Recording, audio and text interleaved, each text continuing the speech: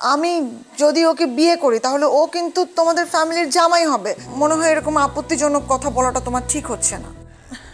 খালু, মানে আমার মনে হচ্ছে কি ওর কাজগুলো নিয়ে খুব অনুতপ্ত। এই তুই না বলেছিস যে ওর সাথে তোর সমস্ত যোগাযোগ বন্ধ, তুই ওকে ব্লক করে দিয়েছিস, এমনকি তুই আবার ওর সাথে যোগাযোগ করেছিস? না, ফোনে কথা বলেছিস? না না খালা, তাহলে মানে আমি তো ব্লক করেই দিয়েছি, কিন্তু আসলে আসলে হয়েছে কি দেখো খালা, আমরা কিন্তু ও আমাদের সাথে কি করেছে সেইটা দেখে ওকে বিচার করছি, কিন্তু ওর সাথেও কিন্তু অনেক বড় অন্যায় হয়েছে। কই সেগুলো নিয়ে তো তোমরা কথা বলছো না? দেখো পুলিশ মেরে ওর কি হাল করে দিয়েছে। আমি এসব নিয়ে কোনো কথা বলতে চাই না। আমি বুঝতে পারছি না একটা ক্রিমিনালকে নিয়ে আমরা কেন কথা বলছি।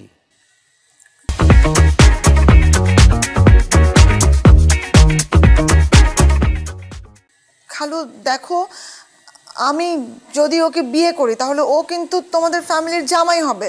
সো ওকে নিয়ে আমার মনে হয় এরকম আপত্তিজনক কথা বলাটা তোমার ঠিক হচ্ছে না। জেনি দেখো, আমি কিন্তু হার্মফুল না, আমি হেল্পফুল। কিন্তু এখন তুমি যে কথা বললে এটা নিজের কানে শোনার জন্য আমি মানসিকভাবে প্রস্তুত ছিলাম না। কিন্তু আই এম সরি খালু, বাট আমি ডিসিশন নিয়েছি যে আমি ওকে বিয়ে করব।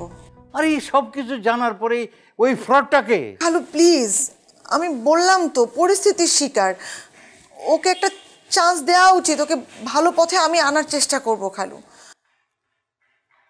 আমার আমার কিচ্ছু বলার নেই। নিষেধ করার পরে কেউ যদি আগুনে ছাপ দেয় তা আমরা কি করতে পারি? খালু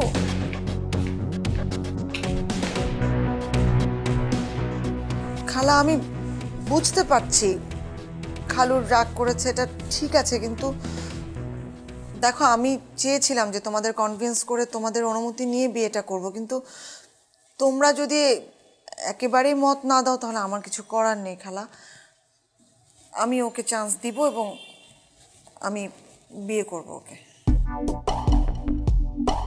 দেখ, তোর যথেষ্ট বয়স হয়েছে, অ্যাডাল্ট তুই।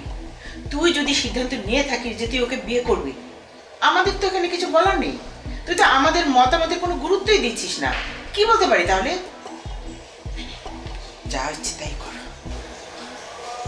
নিজে ভালো নিজে না বুঝলে কারো কিছু আসছে না। তোমরা দোয়া করো যেন আমি যেই উদ্দেশ্যে ওকে চান্স দিতে চাচ্ছি আমি যেন সেটা পারি, ওকে যেন আমি সঠিক পথে আনতে পারি।